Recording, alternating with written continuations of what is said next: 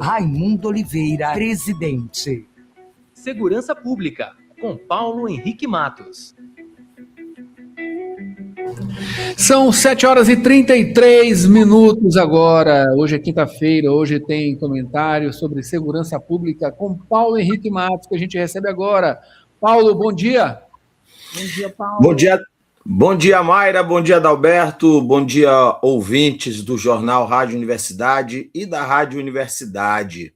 É isso então, aí. Adalberto, Mayra e ouvintes, vocês estão me ouvindo bem?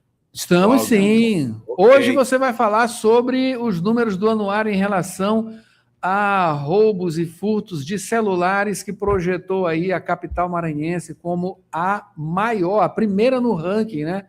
De roubos e furtos de celulares, claro, um número vergonhoso, né? Pois é, a publicação do 20º Anuário Brasileiro de Segurança Pública, na última semana, recolocou em evidência, né, um dos indicadores que particularmente eu considero mais sensíveis da segurança pública contemporânea, né, que são os roubos e furtos de celulares.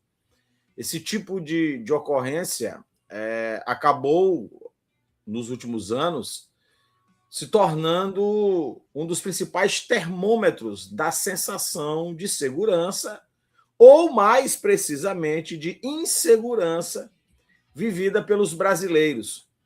Porque, diferentemente de outros delitos, o roubo ou furto de celular atinge um objeto que concentra boa parte da nossa vida cotidiana, desde contas bancárias, passando por documentos digitais, fotografias pessoais, contatos profissionais, redes sociais. E perder o aparelho de celular deixou de representar apenas um prejuízo econômico. Na verdade, passou a representar a perda temporária da própria identidade digital, né, do cidadão.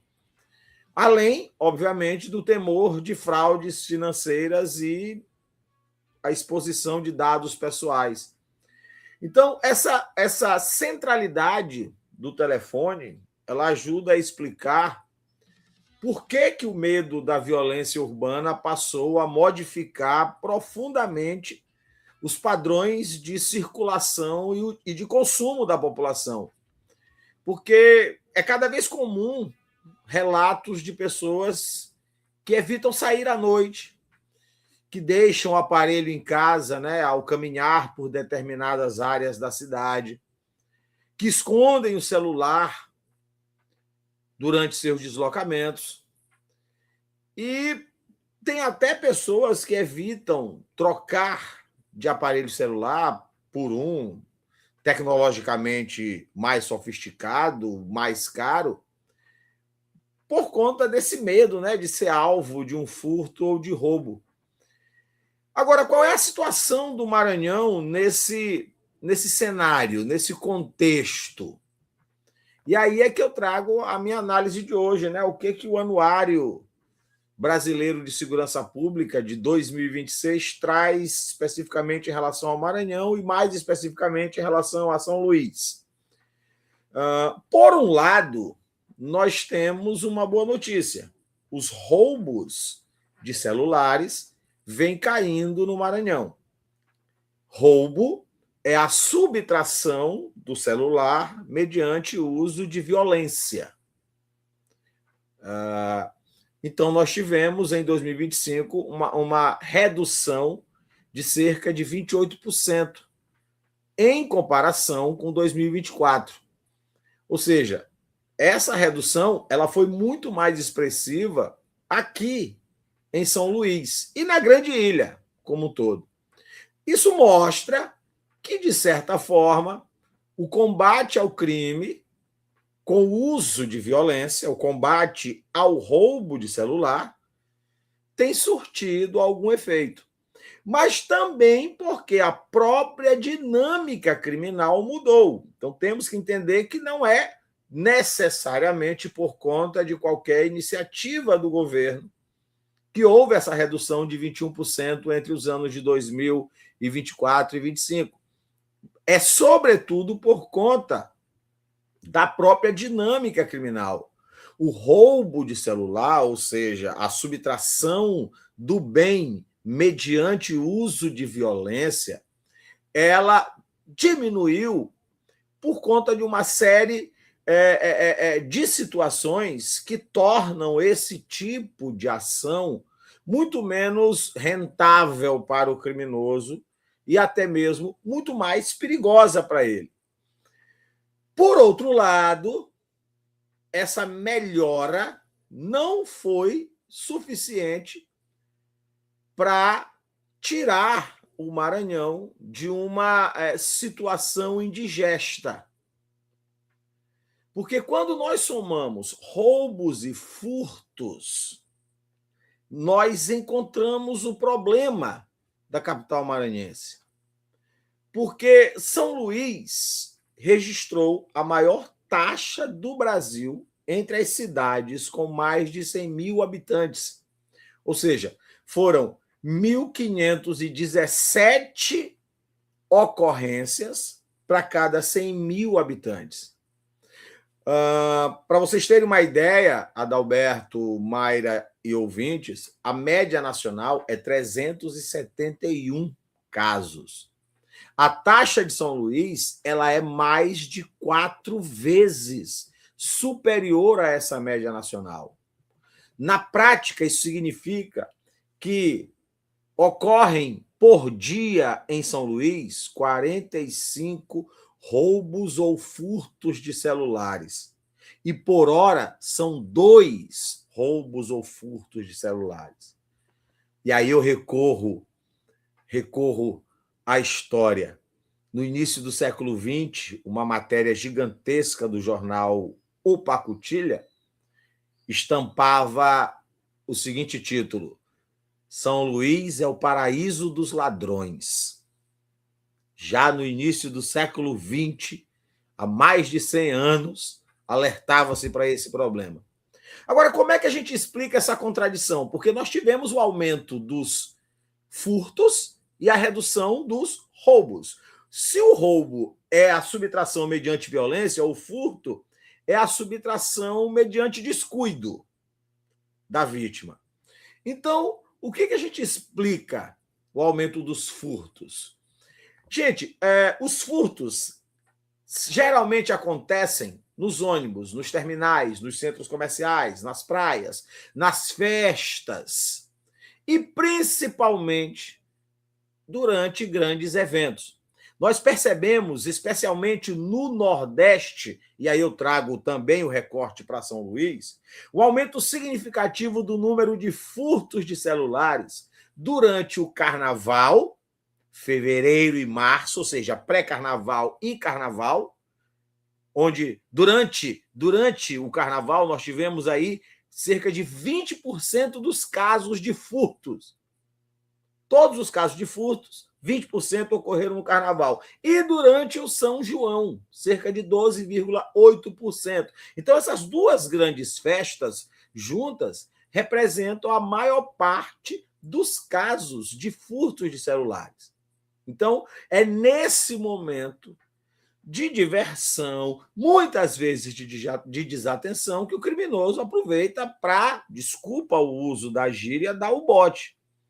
Então, lembrando, e aí isso aqui é uma dica para os nossos ouvintes, lembrando que os 3 grandes pilares da oportunidade criminosa são a facilidade, que é o baixo esforço necessário para a ação criminosa, a vulnerabilidade, que são as falhas na segurança do alvo, da vítima, a impunidade, que é o baixo risco de ser identificado, de ser flagrado, de ser interrompido na sua ação criminosa, e a atratividade, ou seja, o suposto valor daquilo que será subtraído. O criminoso, o ladrão, ele avalia essas 4 coisas em fração de segundos. E a gente precisa estar atento. naturalmente, além de todo um aparato, de todo um equipamento urbano, o próprio cidadão também precisa estar atento. E essa é a grande pergunta: o que a gente faz para virar esse jogo? Em primeiro lugar, e aí eu trago a análise do próprio anuário. Em primeiro lugar, é possível mudar essa situação através do uso da tecnologia contida nos próprios aparelhos.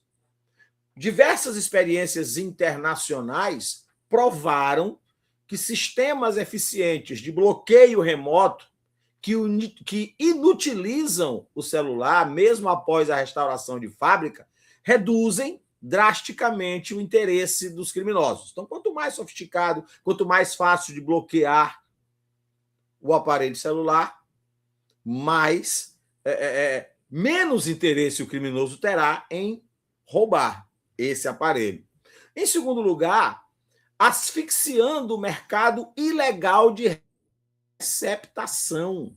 Porque se o celular roubado não puder ser desbloqueado e nem revendido, a atividade deixa de ser lucrativa.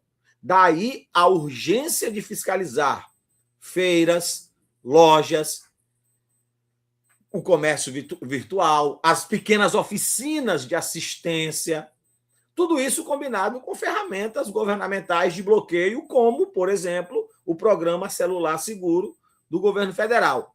E, por fim, mas não menos importante, olhar para o ambiente urbano. Medidas simples na infraestrutura mudam tudo. Lá em São Paulo, por exemplo, tivemos a instalação de iluminação de LED. Isso reduziu 37% os furtos noturnos de celulares. Por outro lado, é preciso também cuidado com o planejamento urbano, semáforos inteligentes, mal programados, que retém os veículos por muito tempo em cruzamentos escuros. São Luís é danado para ter esses semáforos, que 3 horas da manhã, em local escuro, perigosíssimo, o celular, o sinal está lá vermelho, e aí eu estou lidando com a nossa experiência cotidiana, o sinal está lá vermelho. Muitas vezes com aquela barreira eletrônica que aplica multas. Então, esse tipo de sinalização mal localizada, mal implementada, facilita a ação do assaltante. Agora, só para encerrar o meu comentário, Adalberto, o que fica evidente é que é necessário, obviamente, combater o roubo e furto de celulares, mas, para além de evitar o prejuízo financeiro, né, de ter que se comprar um outro, ou toda a dor de cabeça de se fazer os registros e essa coisa toda, é preciso também a gente ter cuidado. Mas, ao mesmo tempo, é dever do Estado devolver para a população o seu direito à cidade, o seu direito de andar nas ruas sem medo, de frequentar as praças, as festas públicas realizadas anualmente. Agora, para isso, a gente precisa, como nós já falamos muitas vezes, eu, você e outros especialistas em outros programas, precisamos de integração total entre poder público, forças de segurança, operadoras de telefonia e a própria população. Porque cada um fazendo sua parte, eu tenho certeza que a sensação de insegurança em São Luís e no estado do Maranhão vai diminuir.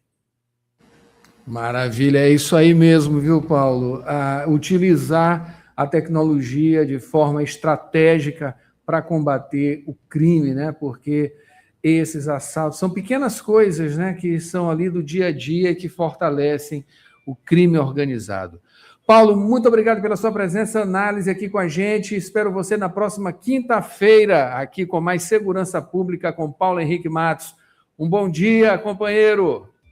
Um bom dia, Adalberto, um bom dia, Mayra, um bom dia, ouvintes. Eu sou Paulo Henrique, doutor em História, pesquisador em aparatos de policiamento e segurança pública. Até a semana que vem.